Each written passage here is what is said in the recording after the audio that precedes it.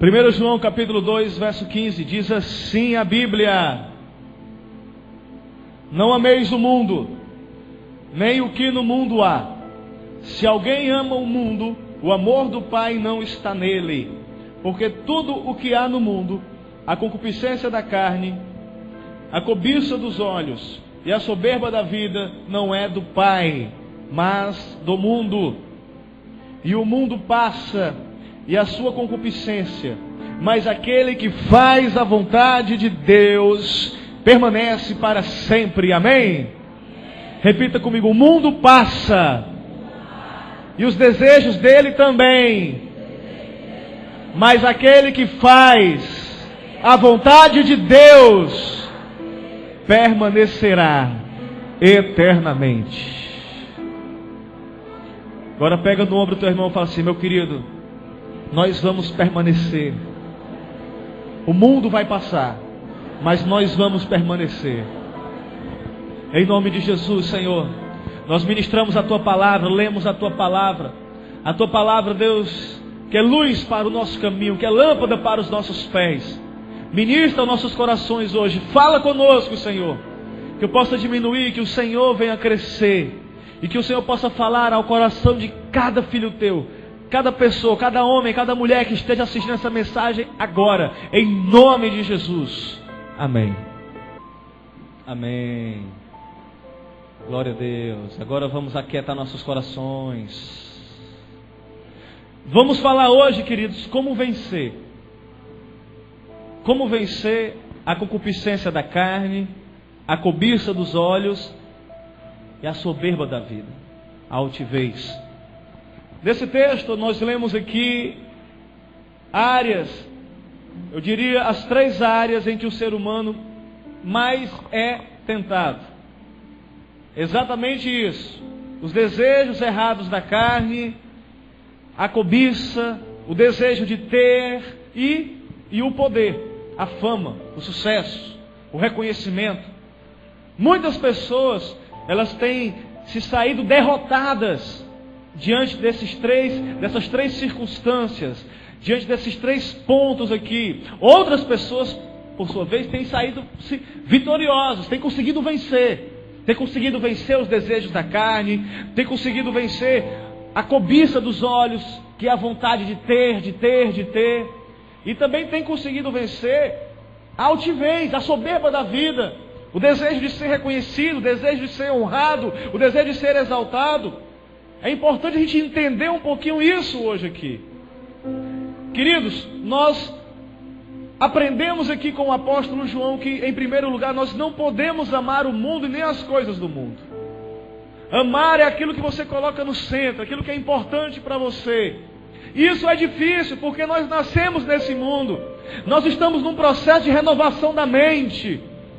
Então, a gente, como nascemos nesse mundo, fomos criados na educação desse mundo, a gente mudar de uma hora para outra, para os conceitos do céu, para as coisas do céu, não é fácil. E é exatamente por causa disso que o apóstolo João, ele fala: olha, filhinhos, eu estou avisando vocês, não amem o mundo e nem as coisas que existem no mundo. Não amem isso, porque se alguém ama o mundo, o amor do Pai não permanece em você. Se alguém ama o mundo, por que a gente não pode amar o mundo? Porque isso vai nos impedir de amar a Deus. A Bíblia fala que nós não temos como servir a 2 senhores. E o que é que ele fala ali? Ele fala de mamon. Ele fala exatamente de algo que é do mundo. Fala de um Deus na época que representava riquezas, dinheiro. E que fala muito do desejo da carne, da cobiça dos olhos, do desejo de ter. E o apóstolo fala: olha, não amem isso. Não amem, porque tudo isso vai passar. É passageiro como uma moda. As coisas do mundo são passageiras como uma moda. Um dia está na moda usar uma camisa listrada, outro dia está na moda usar uma camisa xadrez, outro dia está na moda usar uma camisa lisa, outro dia... Moda, passa! É passageiro. E as coisas do mundo são assim. Há alguns anos atrás, quem tinha um corcel era um rico. Hoje em dia, Corcel, tem pessoa que não quer nem de graça. Você está entendendo? As coisas do mundo são passageiras. São passageiras. E o mundo, ele derrota o crente em 3 áreas. Essas 3 que eu falei aqui para você. A concupiscência da carne, a cobiça dos olhos e a soberba da vida. Essa palavra concupiscência é uma palavra muitas vezes que a gente não consegue entender. É uma palavra antiga, que está em desuso no nosso vocabulário cotidiano. O que significa a palavra concupiscência? Significa desejos. Desejo errado. Significa exatamente isso, um desejo, o desejo da carne. A cobiça dos olhos, a soberba da vida. É o desejo da nossa natureza não regenerada. Não é o desejo do nosso corpo. A Bíblia, ela faz distinção entre carne e corpo. A palavra corpo no grego é soma. A palavra carne no grego é sarx. É por isso que a gente ouve falar doenças psicossomáticas. Doenças que começam na psique, na mente, e se alastram no soma, no corpo.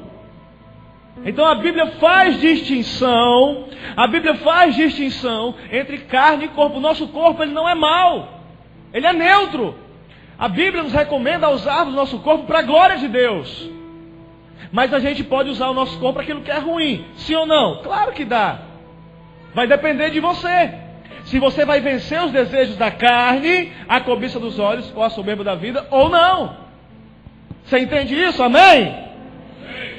Então, a nossa carne é a parte minha e sua que ainda não se converteu.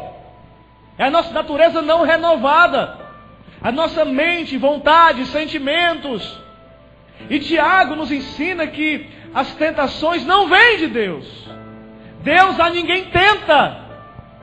Mas é o homem que é tentado segundo a sua própria concupiscência. O homem que é tentado segundo o seu próprio desejo. Tem gente que é tentado na área financeira. Tem gente que não é tentado na área financeira.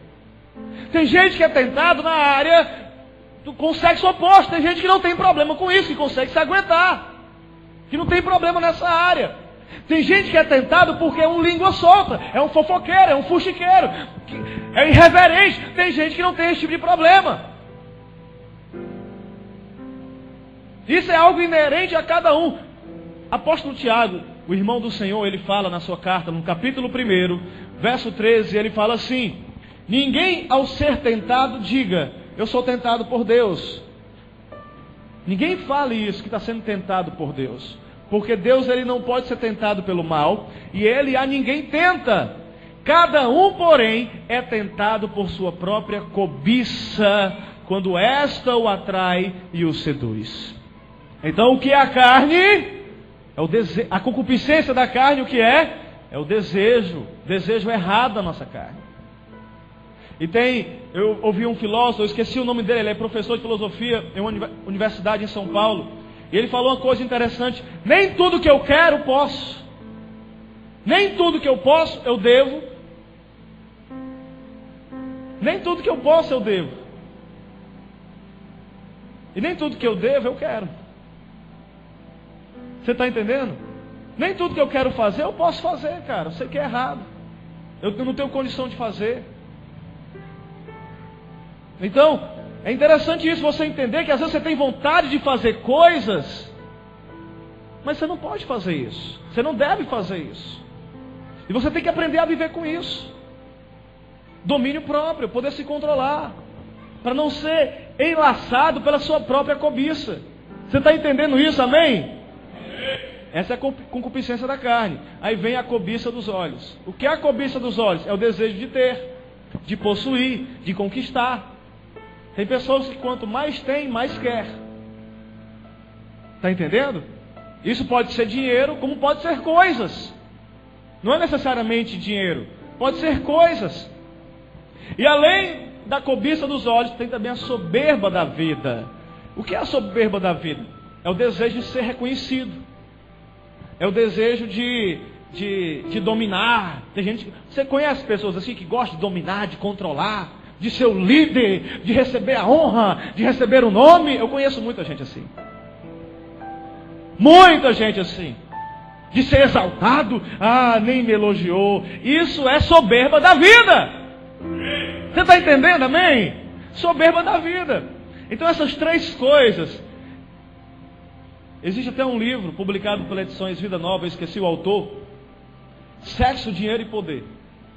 Essas três coisas podem ser representadas por sexo, dinheiro e poder. O que seria o sexo, senão o sexo ilícito, senão a concupiscência da carne?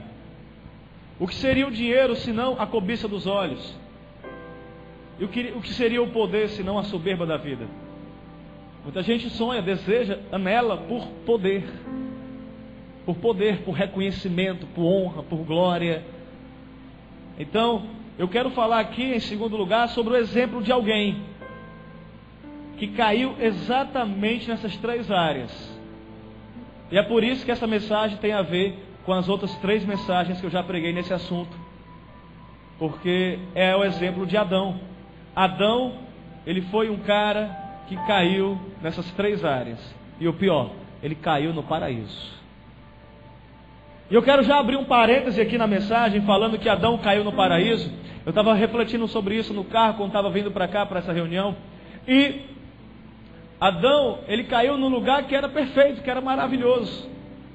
E eu quero que você entenda uma coisa, que o ambiente que você está não determina quem você é. Pode influenciar quem você é, mas não vai determinar quem você é. Não é porque você está dentro de uma igreja, de um prédio, de uma igreja evangélica, que você necessariamente é um discípulo de Jesus. Não. Você pode ser influenciado por isso. Você pode vir a se tornar, você pode, por estar ali no meio do povo, ali no meio do braseiro, você pode ser incendiado também. Mas isso não quer dizer necessariamente que você já é. Você está entendendo? Da mesma forma, tem muita gente que está lá fora, está no mundo, mas que não é do mundo. Na verdade, eu e você somos chamados para andar no mundo, mas não para sermos do mundo. Aleluia! Eu estou no mundo, mas eu não sou do mundo. Você está aqui, mas você não é daqui. Nós cumprimos papéis de embaixadores. Quando um embaixador brasileiro vai para algum país, ele está naquele país, mas ele não é daquele país. Eu e você somos embaixadores dos céus. Nós estamos no mundo, mas nós não somos dessa terra. Glória a Deus. Você está entendendo isso, amém? Só que Adão não entendeu isso. Ele achou que pelo fato de ele estar no paraíso, nada ia dar errado com ele. Por isso que ele foi derrotado no paraíso. Então abraça teu irmão com cuidado, carinho, amor. Olha no olho dele e fala: querido, cuidado, porque Adão, ele foi derrotado no paraíso. O que significa isso? Olha aqui para mim de novo. Olha aqui para mim. Ele tinha tudo para dar certo, mas deu errado. Ele tinha tudo para dar certo. Eu já preguei isso, eu já falei isso.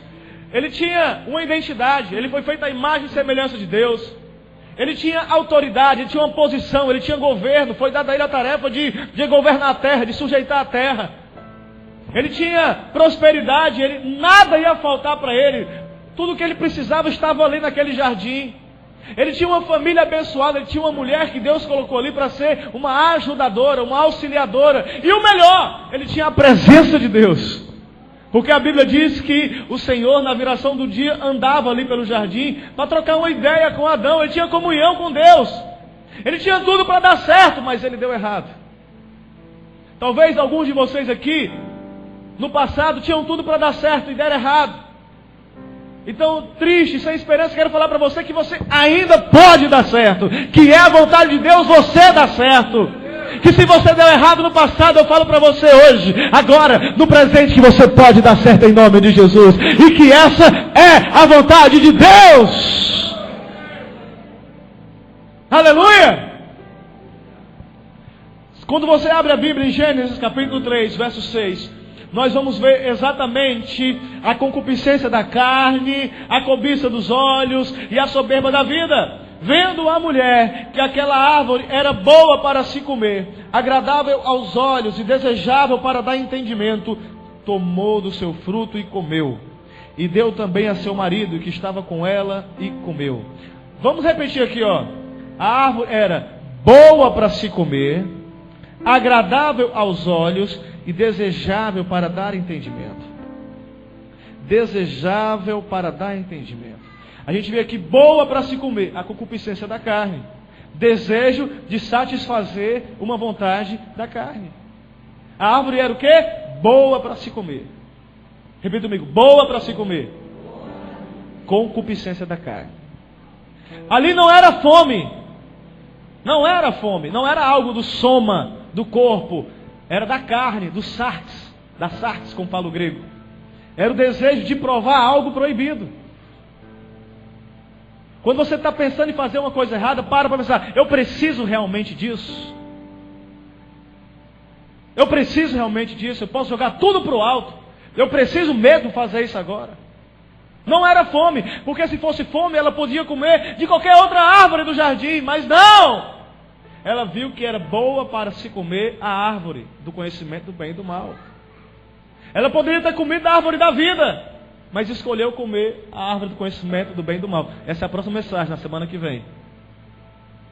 Ela escolheu a árvore errada. Mas não para aí, vai continuando o texto. Agradável aos olhos. Olha só, a cobiça dos olhos. Como é bela aquela árvore, como é bonito aquele fruto. Olha, eu quero possuir isso. Cobiça, desejo de ter. Atraente, era bonito, era atraente. Eles não precisavam daquilo, mas queriam ter aquilo. Eles não precisavam do fruto daquela árvore, mas eles queriam ter. Ele queria ter nas mãos.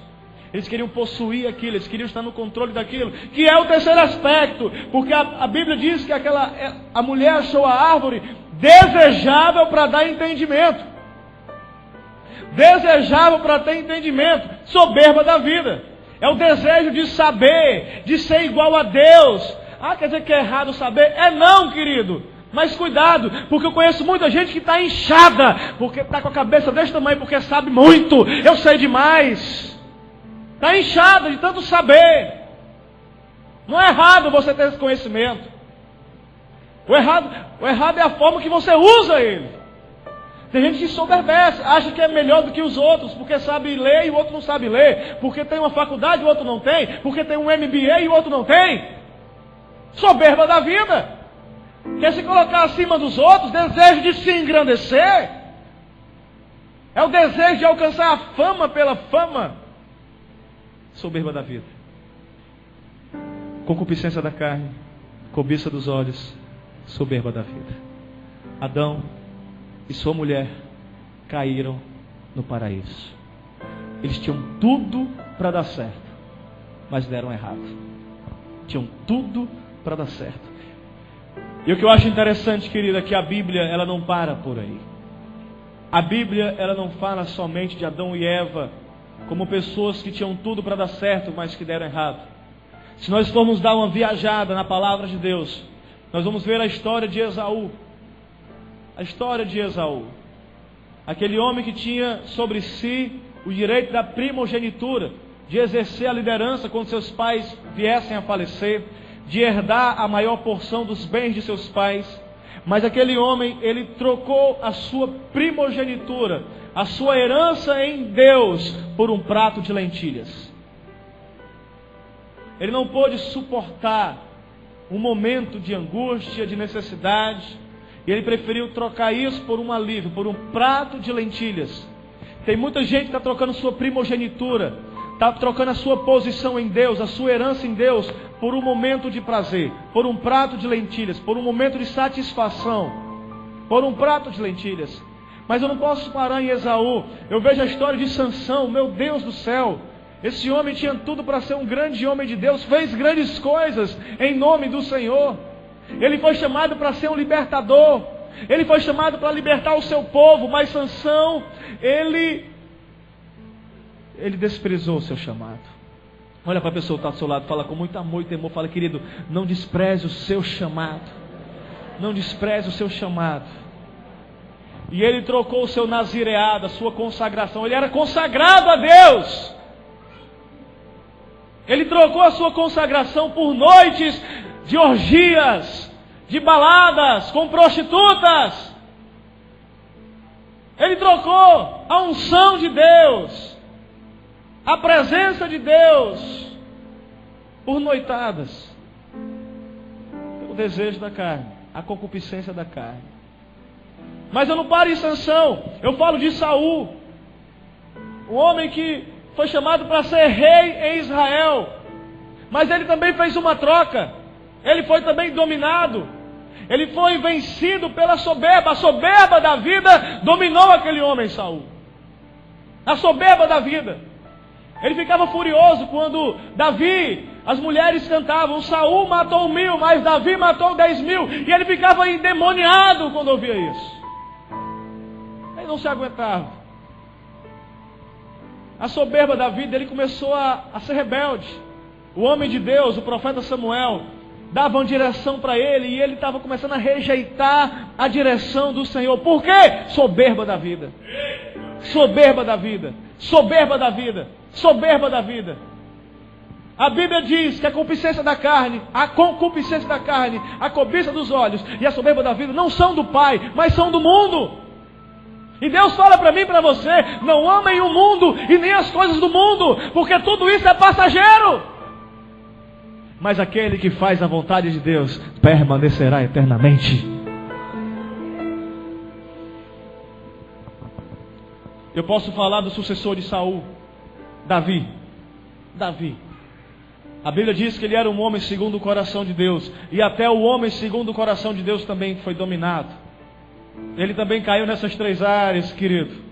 Davi, ele trocou a presença de Deus pelo calor dos braços de uma mulher casada. Ele trocou o fogo da presença de Deus pelo fogo de uma noite na cama com Betseba, a mulher do seu servo, um homem fiel. E Davi traiu esse homem, assassinou esse homem e foi para a cama com essa mulher. Olha o que esse homem fez. Homens de Deus que fazendo coisas graves. Isso foi gravíssimo. Gravíssimo, gravíssimo. E eu vejo homens de Deus, mulheres de Deus caindo em pecados, fazendo coisas gravíssimas. Eu não falo isso, querido, para apontar você. Não pense que eu estou pregando diretamente para você. Se isso está lhe incomodando, dê glória a Deus, querido, porque é o Espírito Santo que desejou falar ao seu coração hoje, aqui nessa noite. O Espírito Santo escolheu você hoje, trouxe você até aqui hoje. Não foi só para visitar essa nova igreja, mas trouxe você aqui hoje para ver a palavra de Deus. Deus, Ele queria falar contigo. E Deus quer ensinar você a vencer os desejos da sua carne, a cobiça dos seus olhos, a soberba da vida. Não seja vencido por isso. Seja vencedor. Eu não vou parar por aqui, eu vou continuar falando de Geazi, discípulo de um grande homem de Deus. Geazi, servo de Eliseu. Eliseu, meu Deus, Eliseu foi aquele que recebeu a porção dobrada da unção do Espírito que estava sobre a vida de Elias. E Eliseu estava prestes a passar tudo isso para um discípulo dele, Geazi. Mas Geazi não entendeu o processo. Geazi era um ladrão, mentiroso, avarento, sem unção. E Geazi trocou o seu ministério, trocou a sua unção por bens materiais. O que foi que você fez, Geazi? Onde é que você estava, Geazi? O meu espírito não foi contigo quando você foi até Naamã, Geazi? Eu posso falar de Demas, onde o apóstolo Paulo fala desse homem, lá em 2 Timóteo, que Demas, ele trocou o seu ministério, abandonou Paulo, e a Bíblia fala, Paulo fala, porque ele amou o mundo. Paulo fala que Demas abandonou a caminhada, abandonou Jesus, por amor ao mundo. Fala para o teu irmão bem sério, no olho dele, fala: querido, eu não posso amar o mundo, e nem você. Mas ao contrário de Adão, ao contrário desses homens aqui que eu falei, houve alguém que venceu. Oh, glória! Aleluia! Apesar de Adão, apesar de Eva, apesar de Esaú, de Sansão, de Saul, de Davi, de Geazi, de Demas, houve alguém que venceu. E ele não venceu num paraíso, ele venceu num deserto. Adão tinha tudo para dar certo, deu errado. Jesus no deserto tinha tudo para dar errado e deu certo. E Deus está chamando hoje pessoas aqui que talvez tinham tudo para dar errado. Mas Deus está chamando você para dar certo, querido. Talvez você chegou aqui pensando, puxa vida, eu não vou conseguir, eu não vou dar para nada, eu não vou conseguir ser nada, eu tenho tudo para dar errado. Deus fala para ti hoje que você vai dar certo em nome de Jesus. Que você vai dar certo em nome de Jesus. E não tem diabo nesse mundo que vai impedir você. Não tem diabo nesse mundo que vai derrotar você. Porque a minha Bíblia diz que o que está em nós é maior do que o que está no mundo. Aleluia, aleluia, aleluia. O que está em mim e o que está em você é maior do que o que está nesse mundo, querido. Ele venceu, sabe para quê? Para nos ensinar que é possível vencer no deserto. Para quando você estiver passando pelo deserto, para você não desistir, para você não desanimar, para você não entregar os pontos, para você não voltar atrás, mas para você continuar firme na caminhada, para você prosseguir firme em direção ao propósito que Deus tem para a tua vida, querido.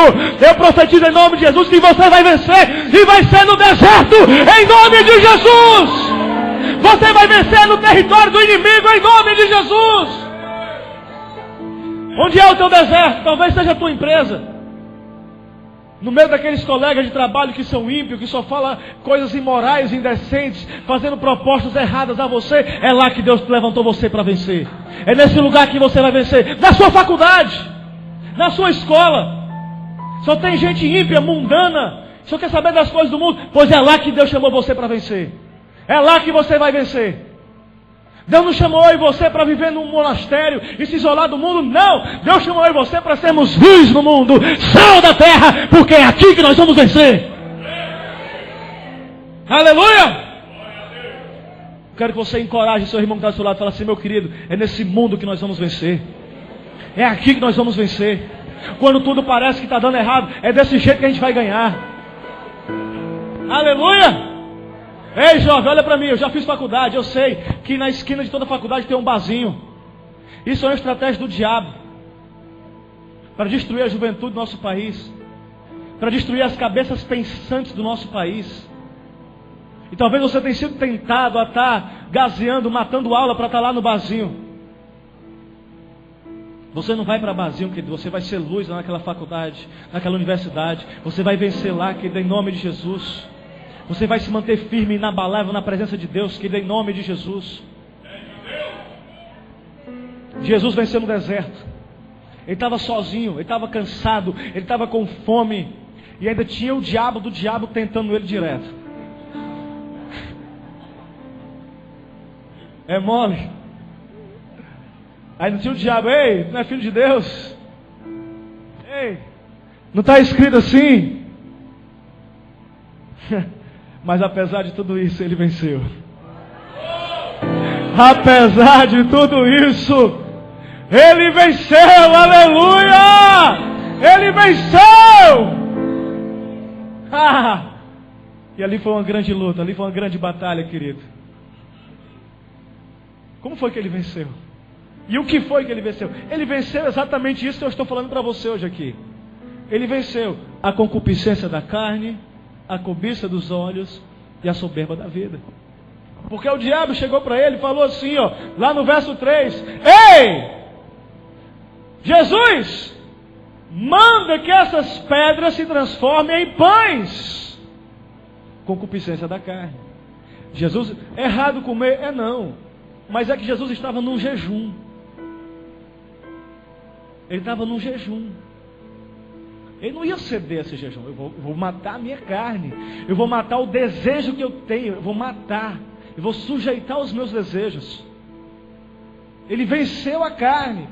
Jesus estava num propósito ali. Se ele escolhesse dar vazão ao seu desejo, ele estaria satisfazendo o desejo de não jejuar, de não orar, de não buscar Deus. Mas ele venceu o desejo da carne. Não é que passar fome é mais espiritual que comer. É não, meu filho. Passar fome não é mais espiritual do que comer, não.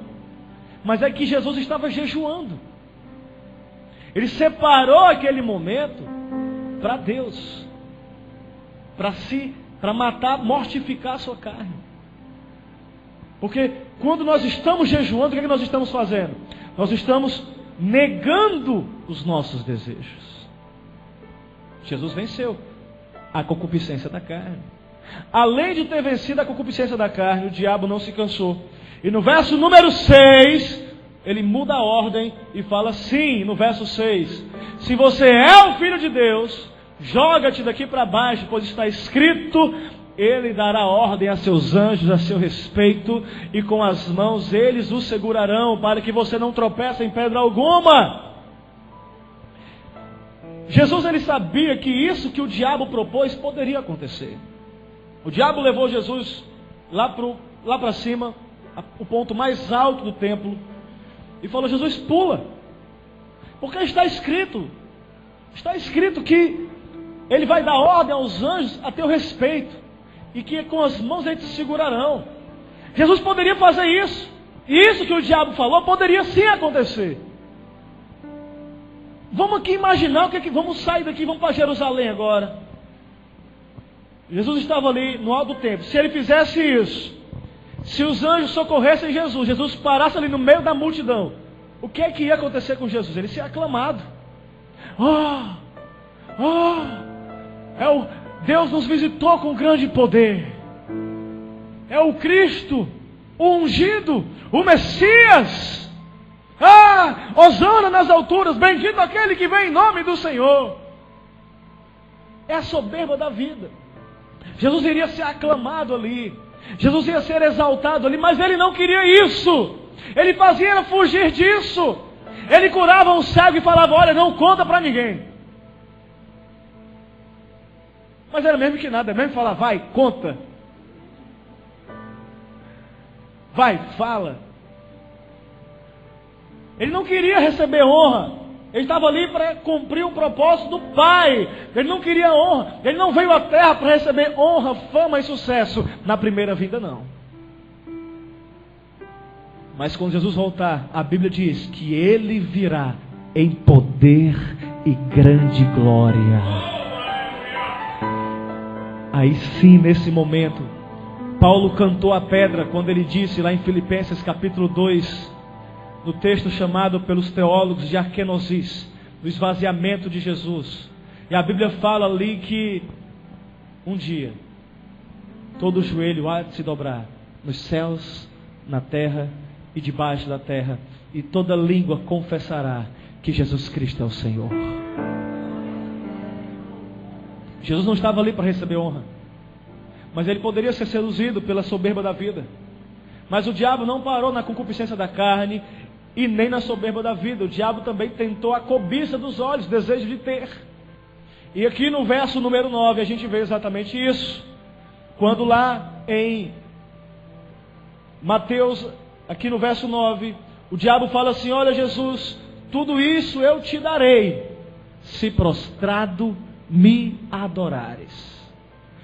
A Bíblia diz que o diabo levou Jesus ali para um lugar alto e mostrou a Jesus os reinos e as glórias desses reinos. E ele falou: olha, Jesus, eu vou te dar tudo isso, se você se prostrar diante de mim e me adorar. Infelizmente, querido, tem muitas pessoas se prostrando diante do diabo, adorando o diabo para receber riqueza, para receber fama. Tem passado por cima de pessoas, tem enganado outras pessoas para fazer uma venda, para fechar um contrato. Não pense que é Deus que está te abençoando, não é Deus que está te dando, é o diabo que está te enganando, que fez você dobrar o teu joelho para ele, para Mamon, para as mentiras dele. Não faça isso, querido, não se sujeite às armadilhas de Satanás. O diabo mostrou a Jesus os reinos do mundo, a beleza desses reinos, e muita gente tem recebido propostas parecidas com essa que Jesus recebeu. Muitas pessoas. Jesus, ele é o cara que tinha tudo para dar errado, mas deu certo. Ele deu certo. Fala para a pessoa que está do seu lado e fala: meu irmão, talvez você possa ter tudo para dar errado, mas eu libero sobre ti uma palavra de que você vai dar certo. Amém? Vem cá, pastor, como foi que Jesus venceu? Quais foram as atitudes de Jesus para ele vencer, que o levaram à vitória? O que foi que Jesus fez para vencer o diabo, para vencer a carne, para vencer o desejo dos olhos, a soberba da vida? Primeiro, Jesus estava na direção do Espírito Santo. Lá em Mateus capítulo 4, no verso 1, diz que ele foi levado pelo Espírito ao deserto. Ele foi guiado pelo Espírito ao deserto. Ele não se movia pelo que ele via, nem pelo que ele sentia, mas pelo que ele cria. Ele era guiado pelo Espírito Santo. Então, se você quiser vencer, querido, seja guiado pelo Espírito Santo. Está fazendo aquela coisa e você começa a sentir um incômodo, é o Espírito Santo falar para você: não, querido, aí não. Está contando aquela história, acendeu aquela luz amarela, ei, é o Espírito Santo falando para você: calma aí, fecha a tua boca. Seja sensível ao Espírito Santo. Seja sensível à voz do Espírito Santo. O que mais? Como Jesus venceu? Jesus, em segundo lugar, estava firmado na palavra. Se você for analisar todas as vezes que o diabo chegou para Jesus, no verso 3, no verso 6, no verso 9, o diabo ele usou a Bíblia, ele usou a palavra. Ele quis enganar Jesus através da palavra. E por que Jesus não foi enganado? Porque Jesus estava firmado na palavra. Se você não está firmado na palavra, qualquer um vai vir e vai enganar você. Se você não tem profundidade bíblica, raiz na palavra, as pessoas vão contar qualquer historinha para você e você vai cair. Você vai cair no conto do vigário. Você precisa estar firmado na palavra. Chacoalha o teu irmão e fala: meu irmão, se firme na palavra. Por que Jesus venceu? Em terceiro lugar, porque ele não foi dominado pelas suas vontades. Nem tudo que eu quero eu posso. Nem tudo que eu quero eu posso. Nem tudo que eu quero eu posso. Nem tudo que eu posso devo, nem tudo que eu devo eu quero. Não esquece isso. Ele não foi dominado pelas suas vontades. Ah, estou com vontade de ver pornografia. Pois aguenta firme que vai passar. Estou com vontade de ir para um motel com aquela mulher. Aguenta firme que vai passar. Eu estou com vontade doida de passar um cheque sem fundo, fazer umas compras. Pois segura a onda aí que vai passar a vontade. Eu estou com vontade de falar daquele irmão, pois aguenta, cala a tua boca, aguenta firme que vai passar essa vontade. Eu estou com vontade de orar e ler a Bíblia, pois corre, vai orar e ler a Bíblia antes que passe essa vontade. Não esqueça, resistir ao diabo e ele fugirá de vós. Se sujeite a Deus, se submeta a Deus. Então não seja dominado pela sua... Você não é um cachorro que transa com a mãe, que transa com a irmã. Você não é um cachorro. Deus criou você à sua imagem e semelhança, amém? Você não é um animal. Fala assim: meu filhão, você não é um animal. Você foi feito à imagem e semelhança de Deus. Não seja dominado pelas suas vontades. Aleluia! Domínio próprio. A Bíblia diz que domínio próprio é fruto do Espírito. É aspecto do caráter de Cristo. Como Jesus venceu? Em quarto lugar, ele resistiu ao diabo. E é o que a Bíblia diz: ele vai fugir. E ele esperou o socorro do Senhor. Eu acho tremendo o verso 11 do capítulo 4 de Mateus. Porque se cumpriu a profecia do diabo. Só que Jesus, ele esperou a hora certa. Realmente os anjos de Deus socorreram Jesus. Depois que Jesus resistiu firme ao diabo, a Bíblia diz que o diabo foi embora e os anjos vieram e o serviram. Se você resistir ao diabo, se você permanecer firme, Deus não vai te desamparar. Deus não vai te desamparar. Eu me lembrei de uma história. Eu não sei se eu conto porque essa pessoa está aqui. Pois eu vou contar. Foi muitos anos atrás. Eu não era pastor ainda. Eu trabalhava com contabilidade na empresa do meu pai. E eu fechei um contrato com um cliente. Não foi um serviço. Eu fechei um cliente, eu ia ficar ganhando por mês um valor a mais, na época. E de noite eu fui orar para agradecer a Deus por aquele cliente e tudo e tal. E quando eu estava orando, Deus me trazia à mente uma pessoa. E eu orava, obrigado Jesus por aquele dinheiro, Jesus foi maravilha. E Jesus mostrava aquela pessoa. E eu, puxa, amém, você quer que eu faça o que, Senhor? E Deus falava, vá lá, leve uma cesta básica, leve um mercantil para ele. No dia seguinte eu fiz isso, não teimei não, fui trabalhar, na hora do meu almoço, fui no mercantil, fui nesse Frangolândia aqui e fui lá, fiz a propaganda do mercantil. E fui lá cumprir a ordem de Deus. E quando chego lá, eu converso com esse irmão se emociona, ele agradece, e ele fala, olha, nesse instante saiu um cara daqui. E esse cara estava me propondo eu fazer um contrato, só que esse contrato é errado. Era um contrato de 11 mil e a minha comissão ia ser muito boa. Só que era coisa errada. E eu não quero mais isso para a minha vida. E ele conta que esse cara ficou insistindo.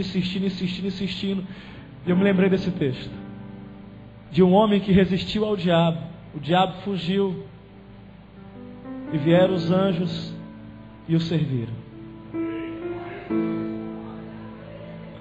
E vieram os anjos e o serviram. Queridos, para nós encerrarmos nossa palavra hoje, Jesus, ele é o segundo Adão que venceu e nos fez vencedores. Jesus, ele venceu no deserto. Por que ele venceu? Para fazer de mim e de você vencedores também.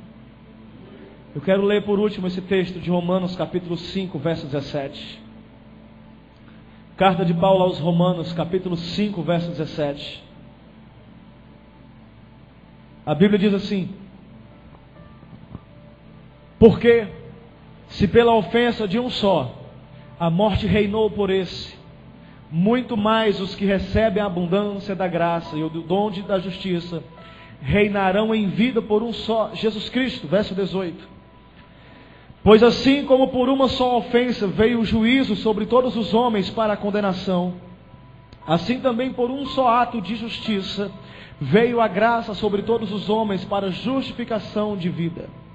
Verso 19 diz: porque como pela desobediência de um só homem muitos foram feitos pecadores, assim pela obediência de um muitos serão feitos justos.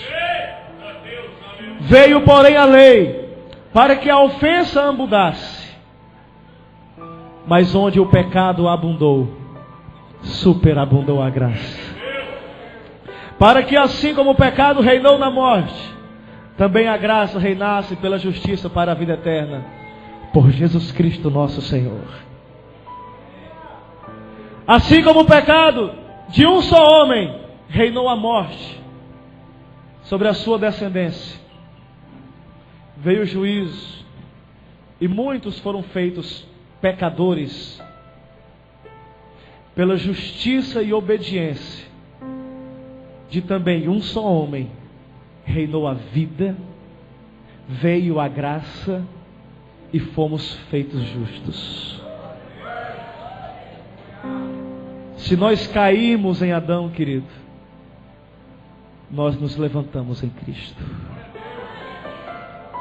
Se nós morremos em Adão, se nós estávamos mortos em nossos delitos e pecados em Adão, hoje eu e você nós viveremos em Cristo Jesus. Porque Ele fala assim: eu sou a ressurreição e a vida, e todo aquele que crê em mim, ainda que morra, viverá. Ainda que morra, viverá. Se nós fomos amaldiçoados em Adão por causa do seu pecado, nós seremos abençoados em Jesus Cristo, Filho de Deus. Ah, Espírito Santo, obrigado, Jesus. Obrigado, Jesus. Obrigado, Jesus. Porque onde abundou o pecado, superabundou a graça de Deus. Superabundou. Eu não sei o pecado que você cometeu. Talvez seja algo grave. gravíssimo. Eu quero falar para você que a graça de Deus é maior que o teu pecado. A graça de Deus é maior do que a tua falha, que a tua transgressão. É maior, é maior, é maior, é maior, é maior. É maior. Não esqueça isso. Quando você diz, Deus não pode me perdoar meu pecado, ei, para com isso. Deixa de besteira. Assim você vai estar blasfemando, vai dizer que o sacrifício de Jesus não foi de nada. Mas o sacrifício dele foi de tudo. Quem já brincou de bila? De tudo. Foi, valendo tudo, valendo o filho dele. Foi, o filho dele deu tudo que tinha. Olha, eu estou jogando tudo aqui. Eu estou jogando, apostando todas as minhas fichas aqui na cruz. E sabe qual foi o prêmio que Deus esperava receber? Eu e você. Eu e você. Onde abundou o pecado, superabundou a graça. Cristo venceu. Cristo venceu. Cristo venceu. Cristo venceu. Cristo venceu. Cristo venceu. Cristo venceu. Ele é vencedor. Ele venceu. Ele venceu e fez de mim e de você não somente vencedores, mas quem é mais que vencedor aqui celebra, adora, exalta esse Deus. Aleluia! Abra sua boca e adora. Adora. Aleluia! Glória a Deus. Ele venceu. Se coloca de pé em nome de Jesus. Aleluia! E Ele nos ensina a vencer hoje aqui. E Ele chama eu e você para reinar em vida, querido. Ele venceu. Ele venceu.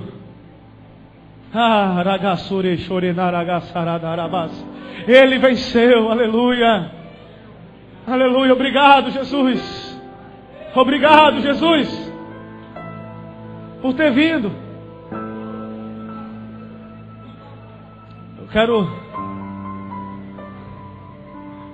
Vou mudar tudo hoje agora. Eu não quero orar, eu não quero chamar ninguém para citar Jesus. Eu quero chamar você que tem enfrentado dificuldades com os desejos da carne, com a cobiça dos olhos, com a soberba da vida. Eu não quero expor você, mas eu quero chamar você para ser curado, curada. E não é minha mão na sua cabeça que vai fazer você ser curado, mas é a tua atitude diante de Deus, em colocar o teu coração no altar do Senhor. Você que está aqui hoje, que ouviu essa palavra, você já é cristão, já nasceu de novo, você já entregou sua vida a Jesus, mas você entende, puxa vida, pastor, estou enfrentando dificuldade, eu não estou conseguindo vencer os desejos da minha carne. Eu não sei qual é, nem quero saber. Eu quero convidar você que está enfrentando dificuldades com a cobiça dos olhos, com a soberba da vida, que você reconhece que está falhando nisso. Eu quero chamar você a vir no altar aqui nesse momento, procurar o teu lugar aqui no altar, ó. A procurar o teu lugar no altar e se humilhar na presença dele. A se humilhar na presença dele e falar: Senhor, eu preciso, Senhor. Senhor, eu não posso mais ser vencido por isso, Deus. Pode afastar as cadeiras, não se preocupa não, pode vir, querido. Só o ato de você sair do seu lugar e vir para o altar. Eu não quero, não é para aceitar Jesus, eu não quero que ninguém aceite Jesus agora. Agora não. Quem sabe no culto que vem você aceita Jesus. Hoje eu quero que Deus ministre cura no coração daquelas pessoas que têm enfrentado dificuldade. Eu quero nascer do teu espírito em sol maior. Começa a falar: Senhor, confessa o teu pecado a Ele. Não liga, essa pessoa do lado vai ouvir o teu pecado, não liga não. Mas se humilha, se rasga para Ele agora. Uma chance igual a essa. Fala, é a chance de Deus te dar hoje de ser curado, de ser curado. Fala: Senhor, fala o teu pecado para Ele, confessa. A Bíblia diz: se confessarmos os nossos pecados, Ele é fiel e justo para nos perdoar os pecados e nos purificar de toda a injustiça. Vem, Gilmara, me ajudar. Vem, Pai, me ajudar. Paulo Igor, me ajuda. Os líderes de setor. Vamos ministrar nessas pessoas. Bota a mão na cabeça deles. Cadê a Liliane? Oh Espírito Santo, te apresento essas vidas que estão aqui no altar. Esses irmãos que têm enfrentado dificuldades, Senhor, com a concupiscência da carne, a cobiça dos olhos, a soberba da vida, Pai. Em nome de Jesus, em nome de Jesus, eu oro para que Teu Espírito Santo possa remover, arrancar todo desejo dos infernos, todo desejo do diabo. Sai agora em nome de Jesus. Todo espírito maligno tem tentado oprimir Teus filhos. Eu me levanto agora com a palavra de ordem. Eu falo, larga ele agora em nome de Jesus. Larga ela agora em nome de Jesus. Em nome de Jesus. Vem com Teu refrigério, Senhor. Vem com Teu anjo, Senhor. Vem com Teus anjos, Senhor, trazendo cura. Em nome de Jesus, coloca a mão no teu coração e fala, Senhor, eu não aceito essa ação do diabo contra a minha vida. Fala em voz alta, com autoridade, no nome de Jesus. Fala, Senhor, eu não aceito essa ação do diabo contra a minha vida. Eu creio que eu nasci para ser vencedor, e o diabo não vai me derrotar. Eu não vou perder para a minha carne. Eu não vou perder para a cobiça dos olhos. Eu não vou perder para a soberba da vida. Eu não vou perder, mas eu vou vencer. Eu vou vencer, porque eu nasci de novo, porque Deus me chamou para reinar em vida, porque eu sou a justiça de Deus, porque eu sou mais que vencedor. Aleluia!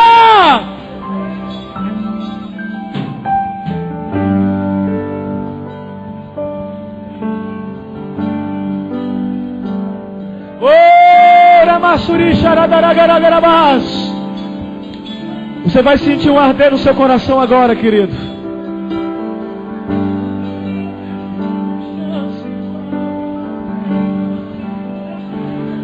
Você vai sentir agora um formigamento. É o Espírito Santo arrancando algo de ti. Algo que não é dele, é do mundo. Não é do Pai, não procede do Pai. Esses desejos malditos não é da sua cabeça. Isso é um demônio desgraçado. E ele está saindo agora em nome de Jesus. Larga ele agora. Larga ele agora em nome de Jesus.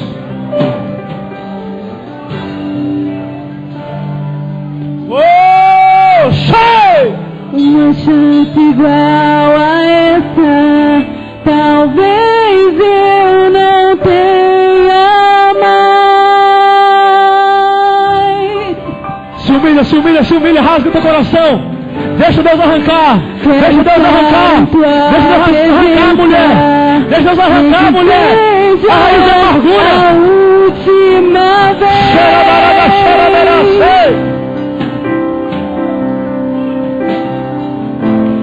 Se tiver que gritar, eu gritarei. Se tiver que chorar, eu chorarei. Se derrama! Se tiver que humilhar a mim mesmo, assim eu farei. Me dá mais uma chance. Eu quero nascer do Teu Espírito. Está acontecendo um milagre agora na sua vida. Eu quero. Está acontecendo um milagre agora na sua vida. Está acontecendo um milagre agora na sua vida. De libertação. De libertação. Em nome de Jesus. Que a minha vida seja a Tua vida, Jesus.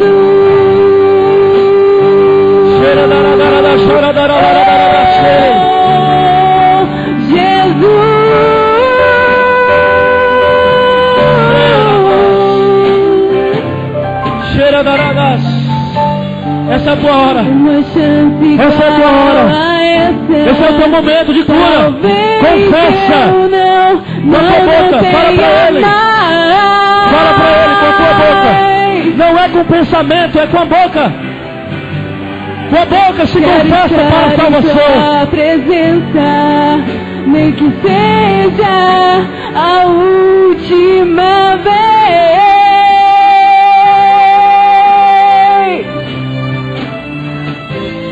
Se tiver que gritar, eu gritarei.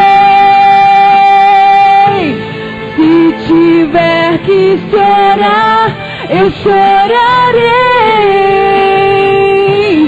Se tiver que humilhar a mim mesmo, assim eu farei. Me dá mais uma chance. Eu quero nascer do teu Espírito. Eu quero matar minha carne e fazer tua vontade, doce Espírito. Que a minha vida seja a tua vida, Jesus. Eu quero nascer do teu Espírito. Eu quero matar minha carne e fazer tua vontade, doce Espírito. Que a minha